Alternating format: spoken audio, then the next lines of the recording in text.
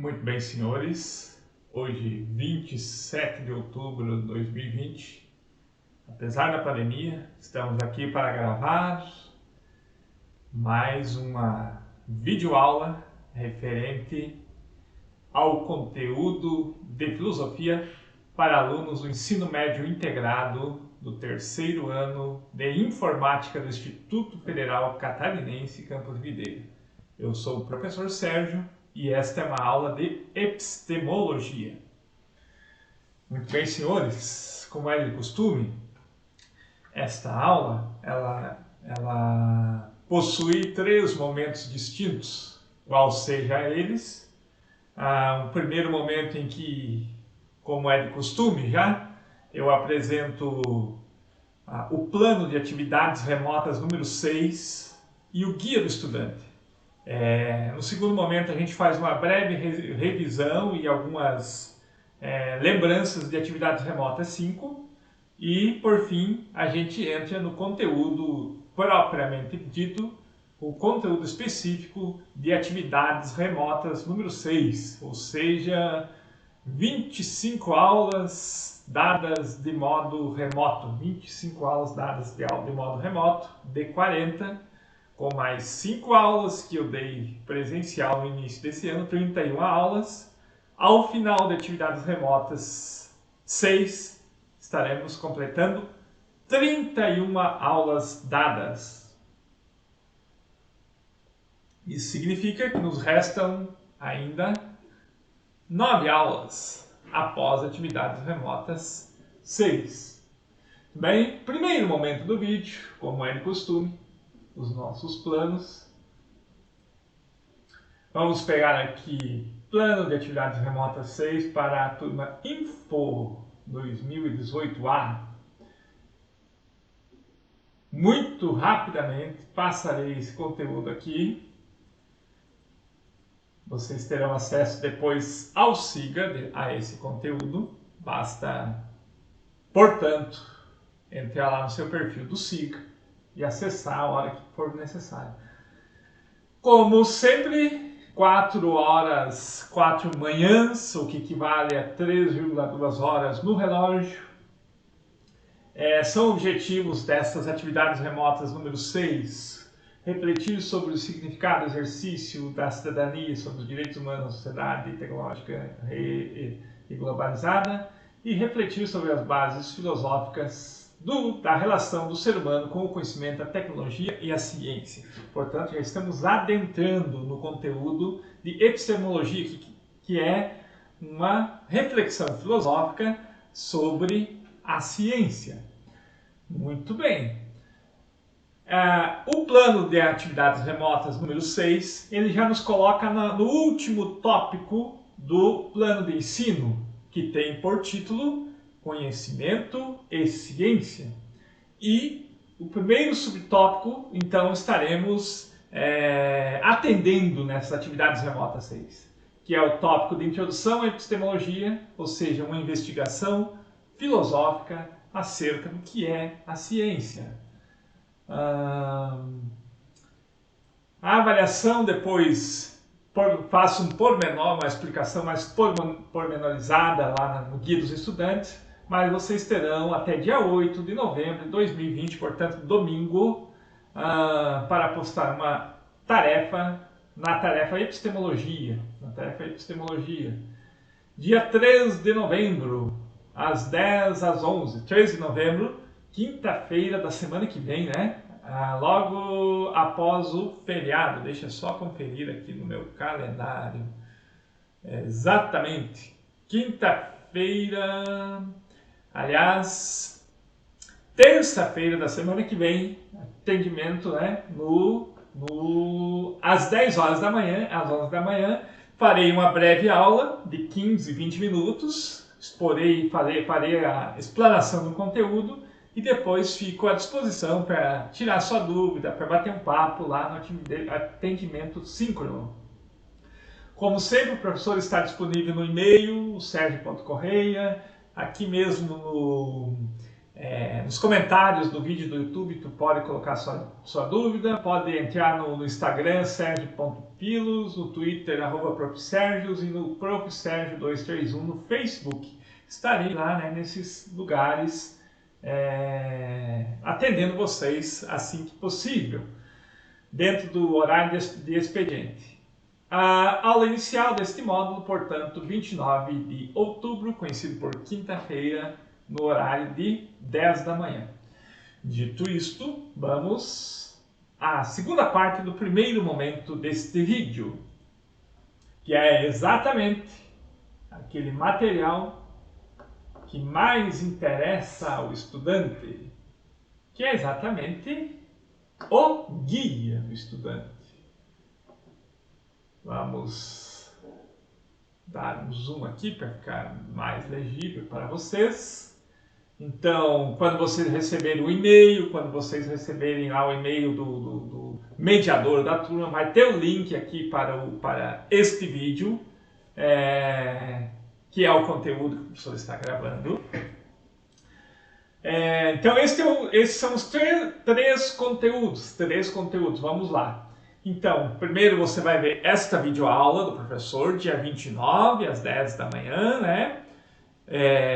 Depois você vai ver uma entrevista cujo título é "Você sabe o que é epistemologia?", que tem cerca de 20 minutos, com dois grandes filósofos lá do Rio de Janeiro, que discutem o que é, né, a relação entre ciência e filosofia, a partir dessa pergunta: o que é epistemologia e o que ela envolve. Então você tem acesso ao conteúdo do professor Sérgio, tem acesso dos filósofos da Universidade Federal do Rio de Janeiro, e por fim você terá que ler os 2 primeiros capítulos deste livrinho aqui, do Alan Chalmers, cujo título é "O que é ciência afinal?".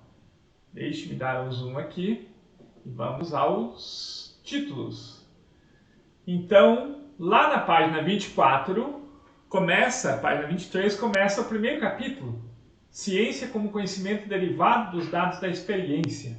Então ele vai fazer brevemente aqui, em 9 páginas, o que é a ciência, né, de um ponto de vista do indutivismo, e depois vai apresentar aqui no segundo capítulo, deixa eu voltar aqui, no segundo capítulo, o problema da indução. Então ele vai discorrer ali em 9 páginas no primeiro capítulo e mais umas 5 páginas do segundo capítulo, portanto você vai ler no máximo 15 páginas, sobre o problema da indução. Então, está aqui no meu Drive, basta que você clique no link do Guia do Estudante, lembrando que o Guia do Estudante sempre está na descrição do vídeo do YouTube, tu tem acesso por ali. Tu vai então ser exposto a 3 conteúdos: esta videoaula, outro vídeo do YouTube com muito conteúdo que eu examinei, e o livro que está no Drive do Google. Muito bem, vamos ao segundo ponto desse guia do estudante, que é o ponto da avaliação, um momento muito importante. Então, após você ter acesso ao conteúdo Introdução à Filosofia da Ciência, desenvolva um trabalho que expresse a tua compreensão sobre o que é o indutivismo, ciência como conhecimento derivado dos dados da experiência e problema da indução, que se refere, portanto, aos 2 primeiros capítulos do livro do Alan Chalmers, O que é ciência afinal. Você pode desenvolver, caso você seja uma pessoa que prefere trabalhar individualmente, pode fazer esse trabalho individual. Se você tem uma dupla preferida, você pode desenvolver esse trabalho com uma dupla, ou ainda você gosta de um aglomero. Se você gosta de um aglomero, mesmo que virtual, tu vai fazer esse trabalho em trio. Muito bem. O trabalho pode ser cartoon, paródia, texto de opinião, poema, podcast, vídeo, etc, etc, etc. Estou oferecendo essa possibilidade aqui porque as atividades remotas 5, que eu ainda não corrigi, elas eram uma resenha, né? Então aqui vocês têm acesso à possibilidade de fazer um trabalho um pouco mais criativo, um pouco mais, não vou dizer solto, mas um pouco mais livre, né? Uma temática mais livre de fazer o trabalho. Lembrando que vocês já encontram digitadas as notas de atividades remotas 3 e 4 lá no segundo trimestre, e eu vou acrescentar ainda atividades remotas 5, né? Preciso corrigir atividades remotas 5 e acrescentar para o segundo trimestre.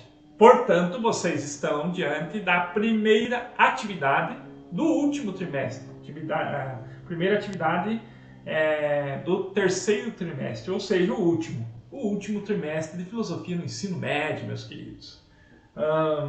Muito bem.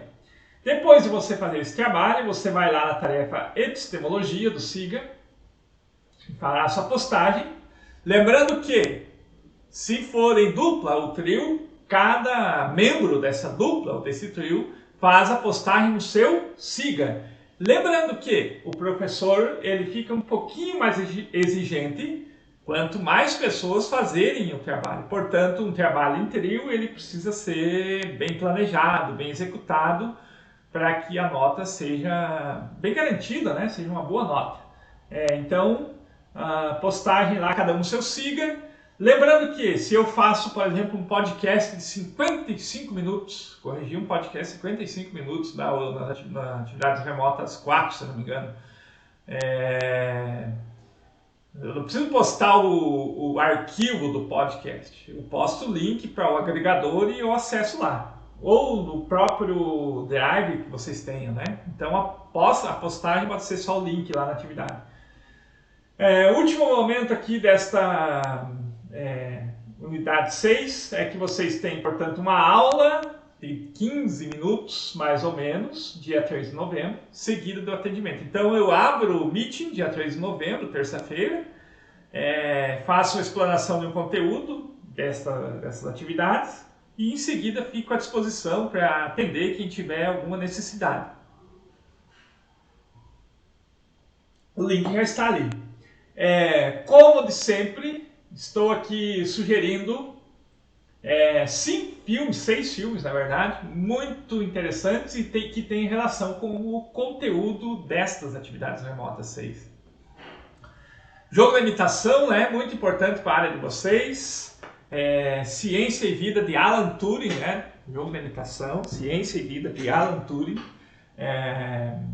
Bastante importante para a gente compreender, inclusive, a história da informática, né? Bastante importante, filmaço. Além de tudo, tem uma questão de gênero por trás, né? Para quem não assistiu. Tem o problema do machismo na ciência, muito bem explorado pelo filme, e tem o problema da homossexualidade nos sistemas de governo da Inglaterra, em jogo aqui nesse filme, né? O filme Rede Social, 2010, né, do Zuckerberg. É bastante interessante a gente ver esse filme, o que foi o Facebook até 2010 e o que ele se transformou depois de 2010. Né? Então, um filme sobre o Zuckerberg e o Facebook e o que essa empresa se tornou. Depois, Piratas do Vale do Silício, sobre o Bill Gates e agora me fugiu o nome, o criador enfim, Bill Gates, da Microsoft. Vou explicando aqui e já lembro. Teoria de Tudo sobre Stephen Hawking, Vida e Ciência Stephen Hawking, muito interessante. Sobre inteligência artificial, governos algoritmos, muito interessante. Os dois filmes do Blade Runner, primeiro de 1982 e o segundo de 2017, né? Então, a continuação.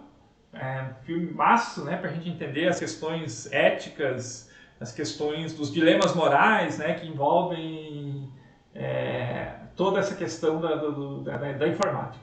Então, Piratas do Vale do Silício.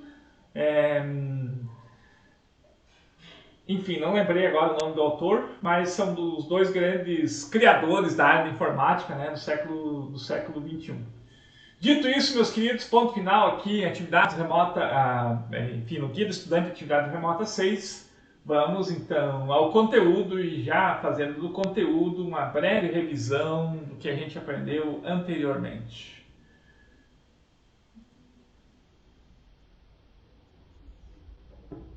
Uma linha.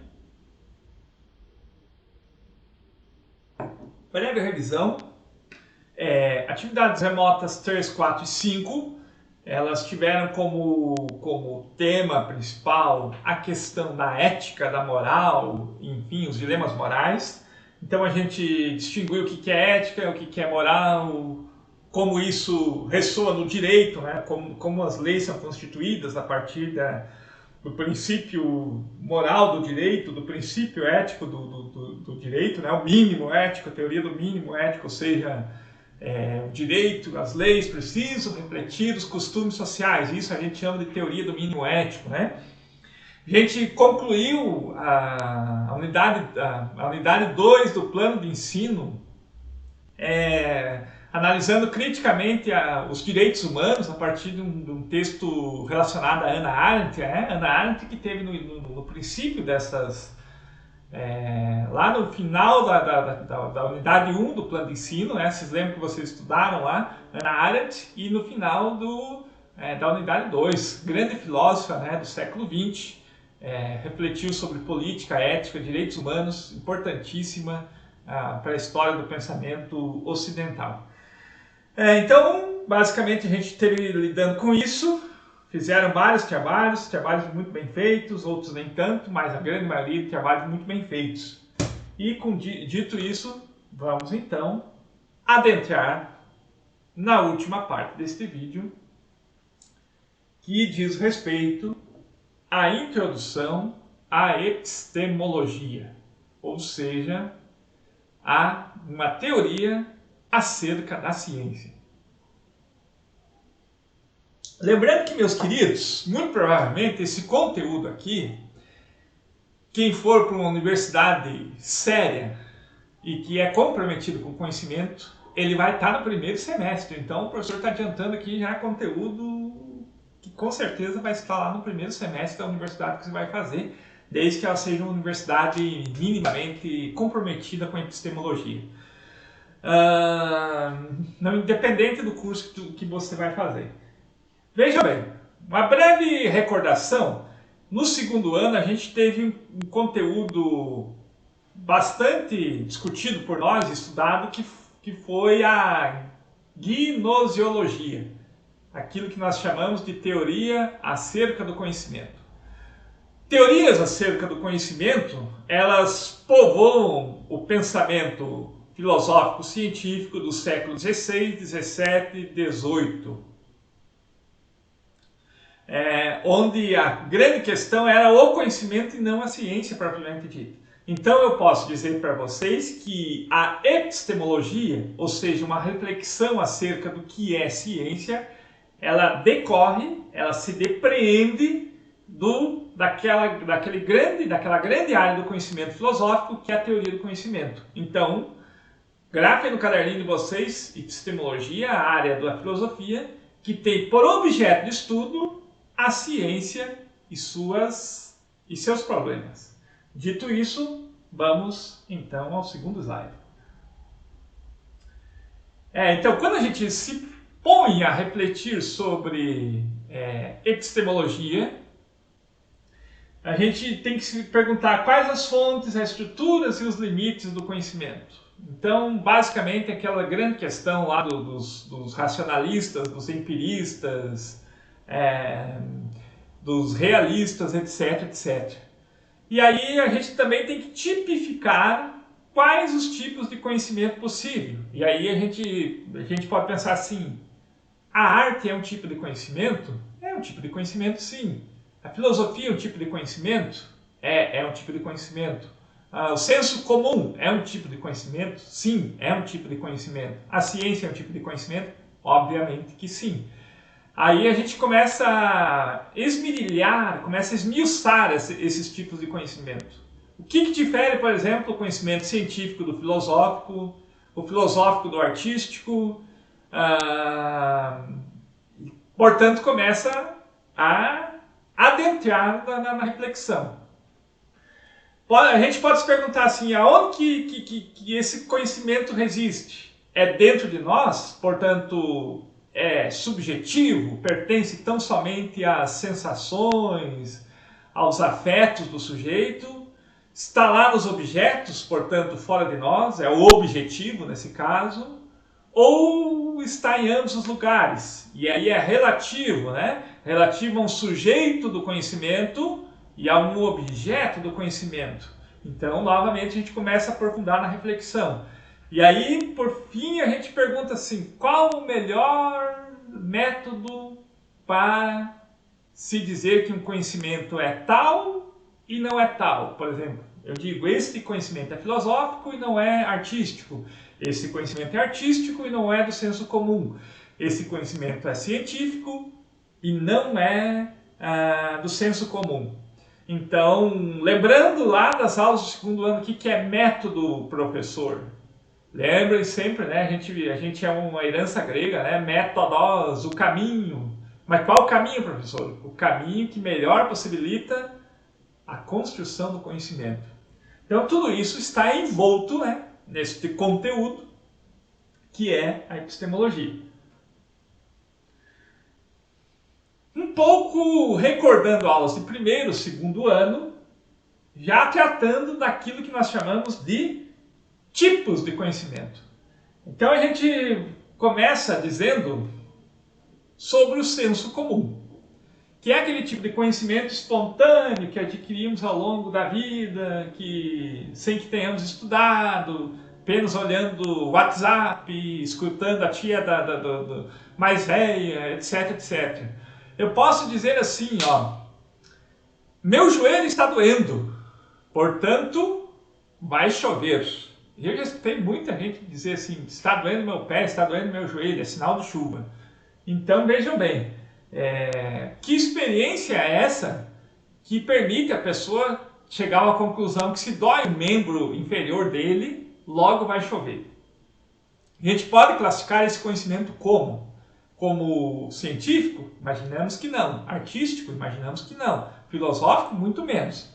Então é aquele conhecimento espontâneo, que a pessoa se acostumou a pensar daquele jeito, a compreender o mundo daquele jeito, e ele acha, então, que ele pode explicar um fenômeno e prever um fenômeno, né, a partir do senso comum. Então, este mesmo senso comum, ele tem muito mais a ver com uma intuição daquilo que pensamos que é verdadeiro, mas não sabemos por quê. Então, é imediato, a pessoa sente a dor no joelho e diz, logo vai chover. Qual foi o método? A gente pergunta, que possibilitou, que caminho você percorreu, né? Que método você percorreu para chegar a este conhecimento? Ele já não vai conseguir te responder. Aí tu perguntas, tá, mas e aí? Você já pensou que essa dor pode ter a ver com o teu nervo ciático ou outra situação? O sujeito também não vai conseguir te responder. Ou seja, nós estamos aqui diante de um conhecimento que não explica os porquês, meus queridos. Ele só emite juízos no mundo na esperança de explicar um determinado fenômeno e prever esse mesmo fenômeno no mundo. Então esse é o conhecimento do tipo do senso comum, que não é nem artístico, nem filosófico, nem científico. Como eu disse, ele é imediato, ele procura dar respostas a problemas do cotidiano, como por exemplo a relação dor no joelho e chuva. Ele não usa de métodos, ou seja, se eu explico, você chegou a esta conclusão do o joelho vai chover através do método dedutivo, indutivo, intuitivo, ele não vai te responder. Por isso é fruto do acúmulo de dados aleatórios ou simples crenças que o sujeito tem, né? Simples crenças, né? Falta de senso crítico, muito importante isso para a vida, né? Não se pergunta não é permitido perguntar se é verdadeiro ou é falso. Aí, exemplo, quem te disse que se o joelho dói vai chover? Da onde que você tirou isso, né? Qual a autoridade dessa pessoa? Ah, foi meu avô que me explicou.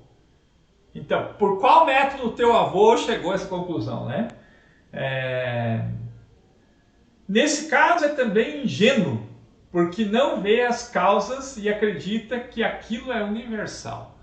Isso tem muito a ver com o primeiro e segundo capítulo do livro, lá que vocês vão ler, sobre o problema do indutivismo e por que ele, de certa forma, é ingênuo, né? Basicamente é um tipo de senso comum, né? Toda vez que meu joelho dói, chove. Isso é um indutivismo ingênuo. É a parte 2 do trabalho que vocês precisam ler lá do livro, né? Aí a gente vem para o segundo tipo de conhecimento, que é o conhecimento filosófico.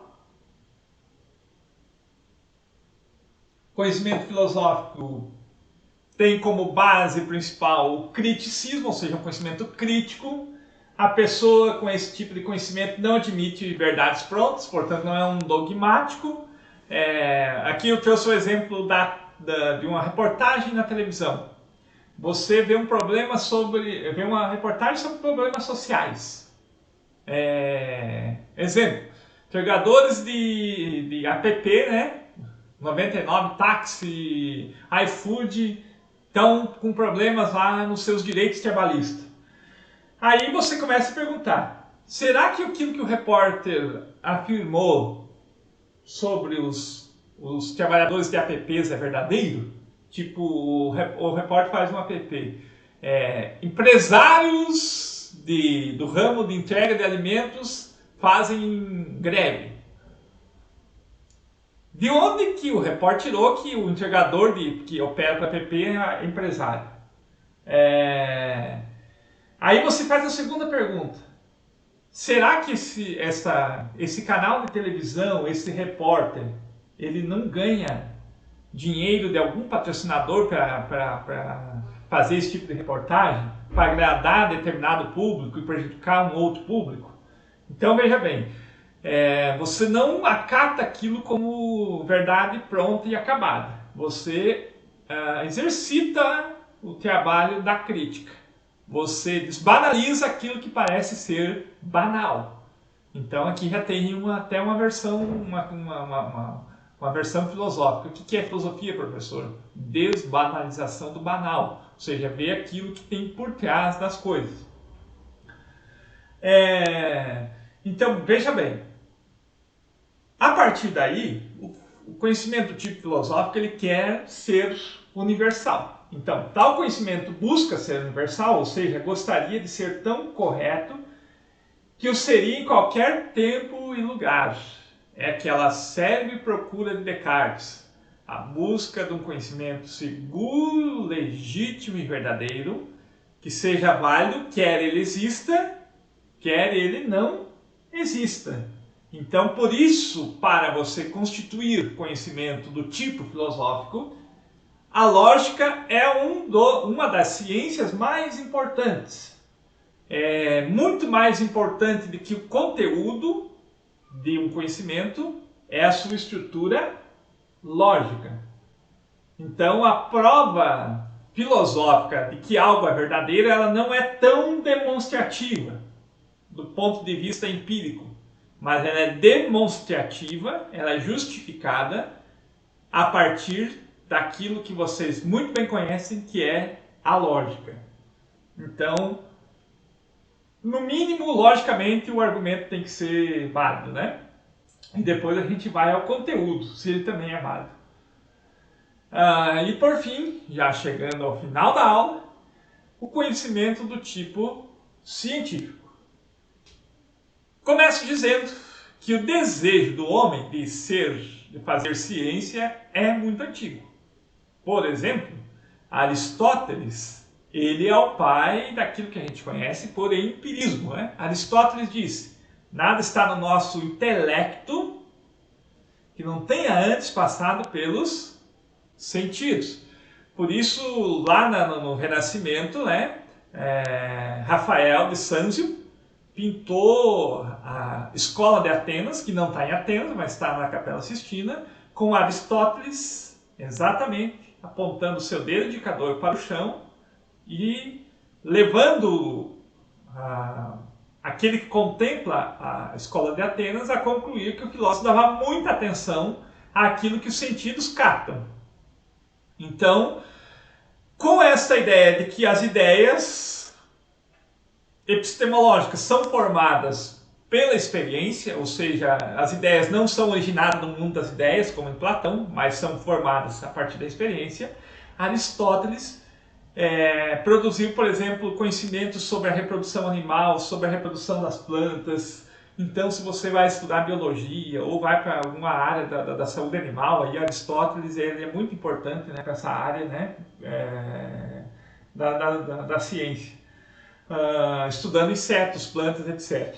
Aí a gente vem os matemáticos como Arquimedes, Galeno, né, que sempre procuraram expressar esse conhecimento em uma linguagem matemática. Então vejam bem, ciência não é uma característica nossa do século XX e do século XXI, mas essa busca por construir conhecimento científico, ela é tão antiga quanto a atividade racional humana. Aí a gente passa para o Renascimento, por exemplo, 1800 anos depois de Aristóteles, 1800 anos. Aliás, a física de Aristóteles durou, né? Nunca canso de dizer isso para vocês. Ela durou como... Ela teve validade por pelo menos 1800 anos. Lá no Renascimento, a busca por ciência ela se tornou tão intensa, né? O ambiente da peste negra, o ambiente das grandes navegações, o ambiente das descobertas matemáticas, das descobertas da astrofísica, né? Levaram a visão do mundo aristotélica, a cosmovisão aristotélica a ser criticada, né? E aí se promoveu aquilo que nós chamamos de revolução científica, com Galileu, Copérnico e Giordano Bruno. Copérnico previu que o cosmos de Aristóteles era antiquado de um ponto de vista matemático. Galileu comprovou esta teoria matemática com a observação da órbita dos planetas, isso nunca é demais lembrar, e a gente chegou àquilo que é verdade para a ciência até hoje. A ciência precisa ver para poder crer. Com isso, ampliou-se, né? Houve progresso científico e comprovou aquilo que Aristóteles dizia. Nada está no intelecto que não tenha antes sido observado por algum dos nossos órgãos dos sentidos. Então, a ciência passa ver para crer, no Renascimento, né? Século XVI. Dito isso, meus queridos, última lâmina desta aula, já vou concluindo aqui com 33 minutos. Então, quais são as bases desse conhecimento científico? Primeiro de tudo, isso que vos falei, a observação, nada está no intelecto, que não tenha antes passado pelos sentidos. O método. Então, por qual caminho eu cheguei a um postulado científico? Não pode ser com um senso comum que não estipula seus caminhos. Quais testes eu fiz para dizer que isto é ciência ou não é ciência? Quais as pesquisas anteriores a esta pesquisa atual são referência para a minha área do conhecimento? Eu controlei os eventos de forma que eu posso explicar um fenômeno no mundo e posso prever esse fenômeno no mundo. Qual a linguagem que eu estou usando? Estou usando, por exemplo, argumentos do tipo eu acho que, ou eu estou usando argumentos do tipo segundo os dados observados, segundo foi constatado. E estou explicando isso com base em matemática, estatística, etc. Então vejam bem, meus queridos, vocês que estão se preparando para serem mulheres e homens de ciência, dado que em menos de 4 meses estarão ingressando em uma universidade, leve em consideração esta aula, porque ela é uma preparação também para a atividade universitária que vocês estão prestes a entrar. Dito isso, meus queridos, pauso aqui esta aula. Na terça-feira, dia 13, eu vou continuar exatamente desse slide aqui para frente. Vou trabalhar ali 10, 15 minutos para concluir o conteúdo. Lembrando que vocês têm um trabalho que vocês podem fazer individualmente, em dupla ou em trio. Lembrando que vocês precisam, tem até dia 8, se não me engano, 8 de novembro, pela razão simples de que temos 2 feriados nesse módulo, né? O feriado do Dia do Servidor Público, dia 28, e o feriado de 2 de novembro. Então, por isso, um pouquinho mais de prazo para vocês fazerem. Venham para a aula, vamos discutir. Fico por aqui, qualquer coisa, me chamem. Até a próxima.